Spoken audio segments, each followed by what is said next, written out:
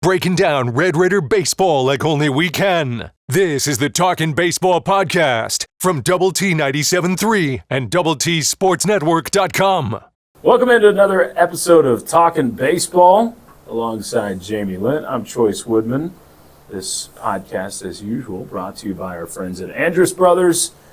And also, as usual, unfortunately, it's become a usual thing. We are talking about some losses, Jamie, and this baseball team for Texas Tech off to a 3-11 start. I think you could have looked at the schedule before the season, and we did look at the schedule before the season, knew it was going to be difficult, knew you were facing a lot of tournament-type teams, if not regional or super regional or Omaha-type teams. You're facing a lot of good competition.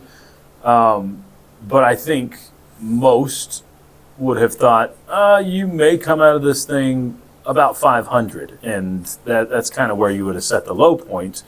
Most people didn't expect 3-11 through 14 games. Yeah, I think that's fair to say, and I think it's you can come up with a lot of different reasons for that. I mean, first and foremost, you want to give credit to the opponents because you feel like that, like you said, Choice, that the competition has been tough, but your pitching started out, specifically your starting pitching started out slow, and that cost you early on.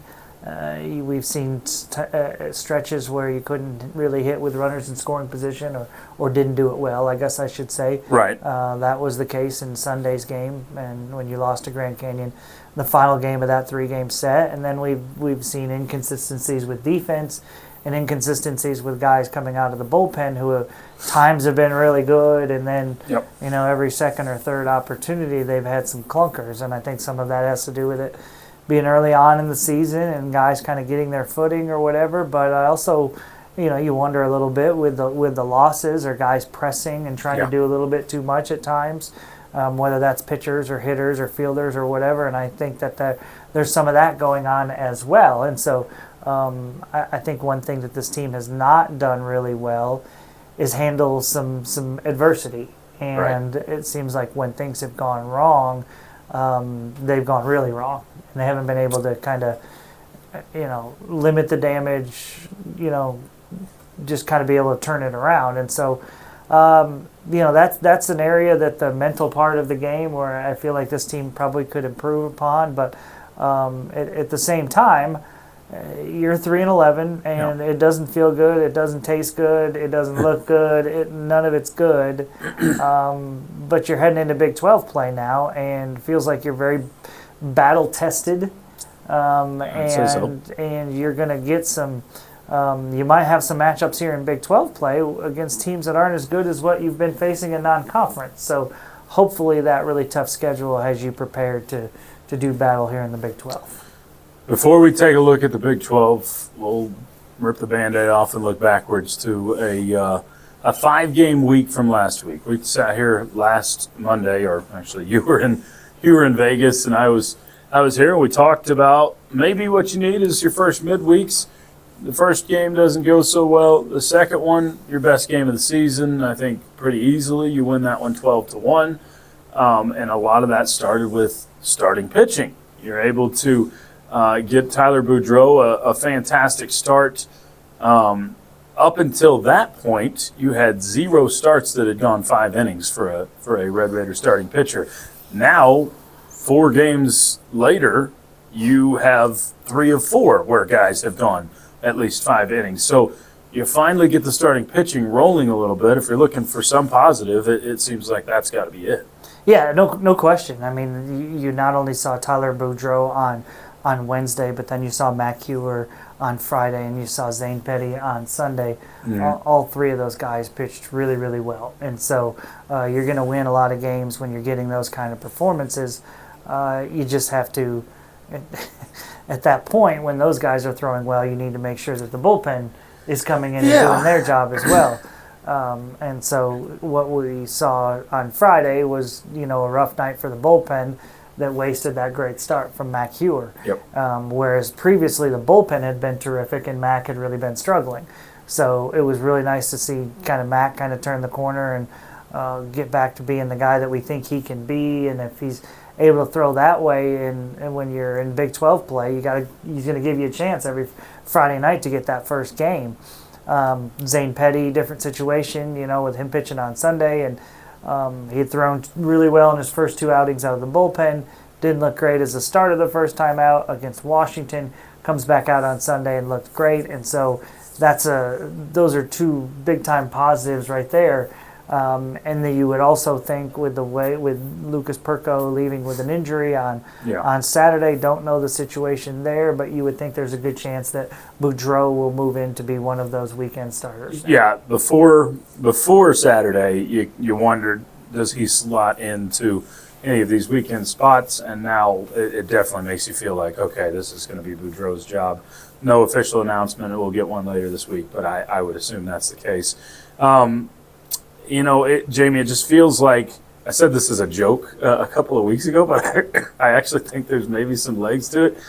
We talk about complimentary football all the time. It feels like you're not playing very good complimentary baseball. Every time you finally start to make progress in one area, it feels like you take a step back in another area. And you just mentioned starting pitching to bullpen, where it's been opposite all year.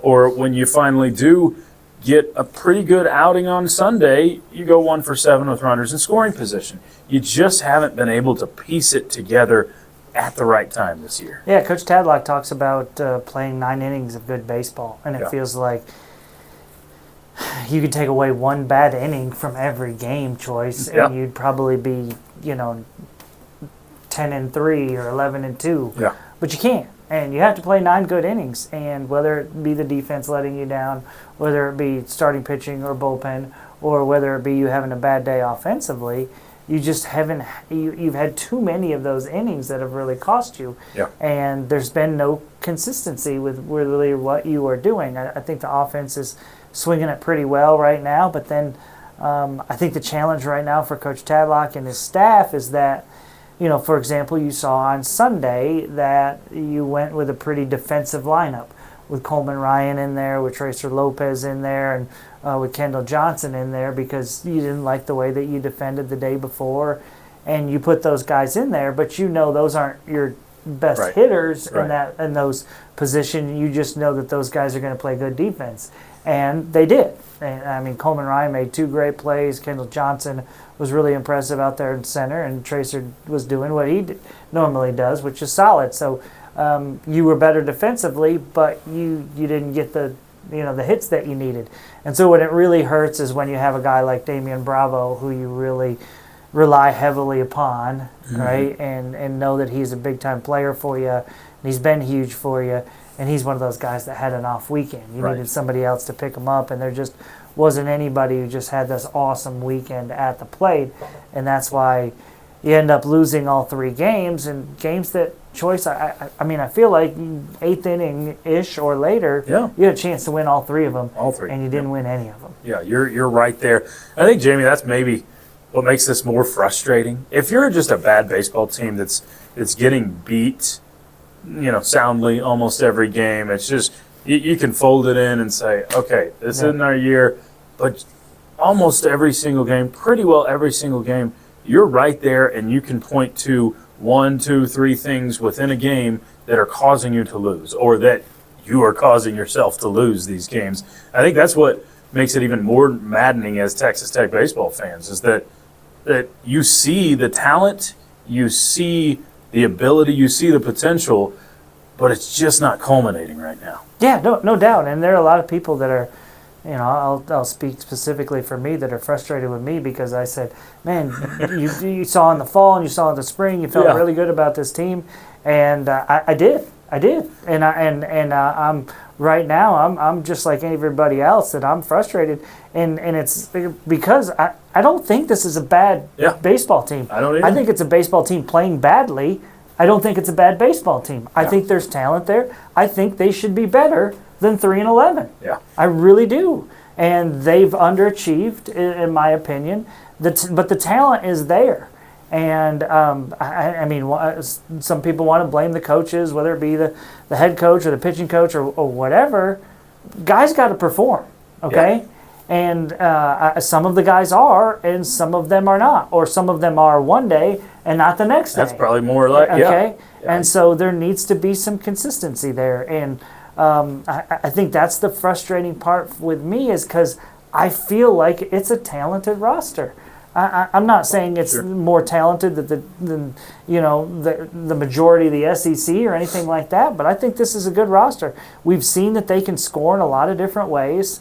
This weekend you didn't hit a single home run, but that's all right. You still put up a decent amount of runs in the series, and it was a close series, a good series, but you just weren't able to make the plays when it mattered down the stretch. Yeah. And I feel like you're not that far off from being a good baseball team.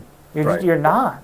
If you can get the starting pitching to do what it's done over the last 3 or 4 days, and this bullpen gets back to the way that they've been, I mean, the offense is still, in my opinion, doing enough to win most games. I know you only scored 2 on Sunday, so you probably would say that would be an outlier. But most games, I think that's a fair statement. If you score 5 runs in a game, most games, that should be winning, more than losing. Yeah. But just got to find a way, man, to just limit the damage in these big innings. Yeah. Right, and find a way to just get some confidence, right? Get some momentum. Sure. Because it feels like even in the middle of games, every time you score, you're letting them score, and so you kill your momentum. Yeah. And then you got to put a couple wins together so you can start to feel like you're heading in the right direction. Have to. And maybe they can. I'm saying maybe. Coming up next, we will talk about what you got this weekend, and that's the Houston Cougars and Big 12 play. But first, a word from our friends at Andrus Brothers. When you want the brand in West Texas roofing, there's only one company to call, Andrus Brothers Roofing. Like our Red Raiders, Andrus Brothers knows that to win, you have to be better than your competition, and you have to dominate in all phases. With over 40 years experience, Andrus Brothers has mastered these concepts. So when the high winds and debris damage your roof, there's only one company to call, Andrus Brothers Roofing. Accept no substitutes. Stick with the starters on the ABR winning team. Andrus Brothers Roofing, we nail it every time. All right, Jamie, I know a lot of people, and completely understandably so, are jumping off ship and kind of already throwing in the towel on this baseball season.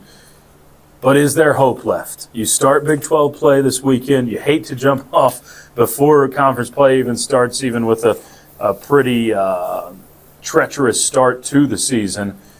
Do you still find any hope that Texas Tech can go make any sort of noise in the Big 12 conference, and obviously starting with Houston this weekend? Yeah, absolutely. I have hope. I feel like, I mean, as crazy as it sounds, like this is the perfect time for Big 12 play to come around, because you're talking about team having the ability to say, okay, wipe the slate clean. Yeah. Forget about what's happened in non-conference play.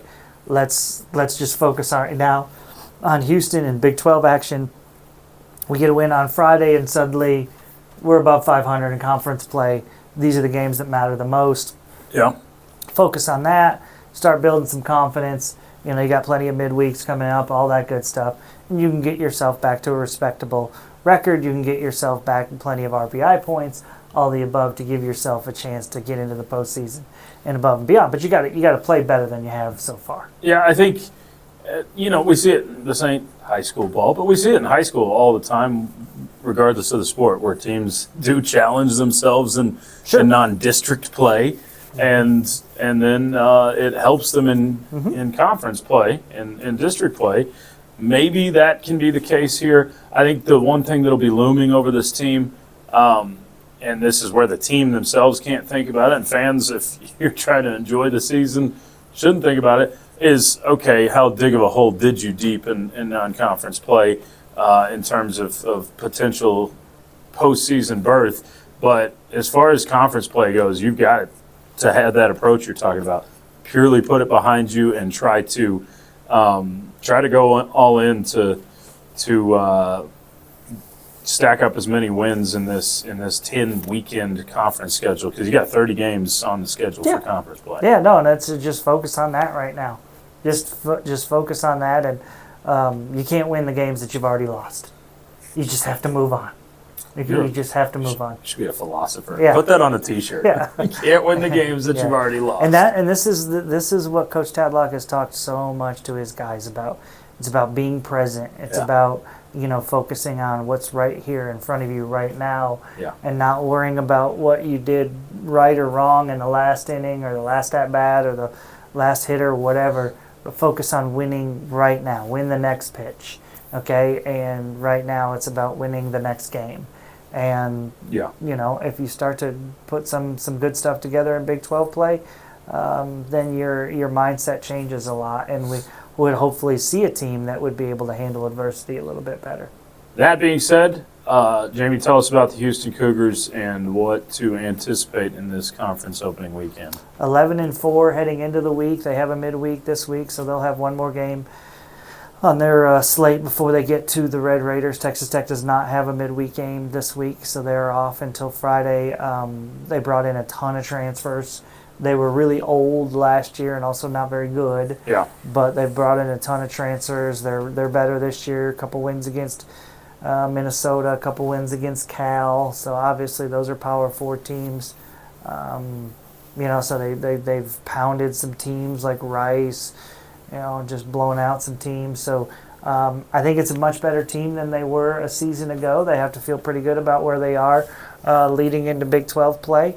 But it's, again, you're on the road in Houston. I'm sure you'll have plenty of Red Raiders there to support the team. But this stretch of road weekends is just continues. So many. Yeah, for the baseball team, and then you finally get to come back for some home baseball after this weekend. Teams from the north are used to this kind of thing. I mean, sure. They're used to going down south and playing the first full month away from home and that sort of thing. We're not used to that with Texas Tech. It's different to see that. Is it crazy to say that Houston might be, and again, I'm not trying to poke any bears or anything, but just looking at them on paper, are they the worst or second worst team you've played to this point? Yeah, I would say so. I mean, I think that, North Carolina and, Illinois and Texas and Washington and, Grand Canyon. I thought UC Irvine was a really good team. Yeah. I mean, Houston's. They're probably somewhere below most of those teams, and but I do think they're better than they were last year. They're not. They've got a good mix of youth and age, but it feels like they hit the portal really hard. Sure. To bring in some guys, and so they've kind of. Reloaded, so to speak, and I think they'll provide the Red Raiders a much better challenge this year than they did last year. So, I'll ask you the same question I did last week, and maybe it is a very simple answer, but what Win the series constitutes a successful weekend? You just jumped out. Yep. Yeah. That's it. Just win more games than you lose this week, right? You got to win the series. I say you got to. I mean, you go on an amazing run after that, but you just feel like you need to start putting wins together. You have to. You need to start turning the corner and get confidence and feeling like, hey, we can beat solid baseball teams. And so sure. you got to get to that point. And, once you start doing that, then you stack some success and you see a team that plays a little bit differently and they expect to win rather than hope they don't lose. And right now it just feels like you're hoping you don't lose, and it feels like everybody else is making the plays when they need to down the stretch, and you're finding ways to lose. There's turning points in seasons. We've seen it before. Zach Reams had a big weekend, big homers against Baylor. Waco. A few years back. There's moments in seasons that can be defining one way or the other, and it feels like you need a defining moment this weekend in Houston to turn that page if you're going to do it. Again, not hard and fast. Maybe you can go on a long run or a big run after this, but it just feels like it needs to come to Houston this feels weekend. like a huge weekend. So hopefully that is the case, and hopefully we get to talk more wins than losses next time, but we'll see. Either way, we'll be back with you next week with Talkin Baseball. So for Jamie Lent, I'm Chois Woodman. It has been the Talkin Baseball podcast, brought to you by Double T 97.3. Breaking down Red Raider baseball like only we can. This is the Talkin Baseball podcast from Double T 97.3 and DoubleTSportsNetwork.com.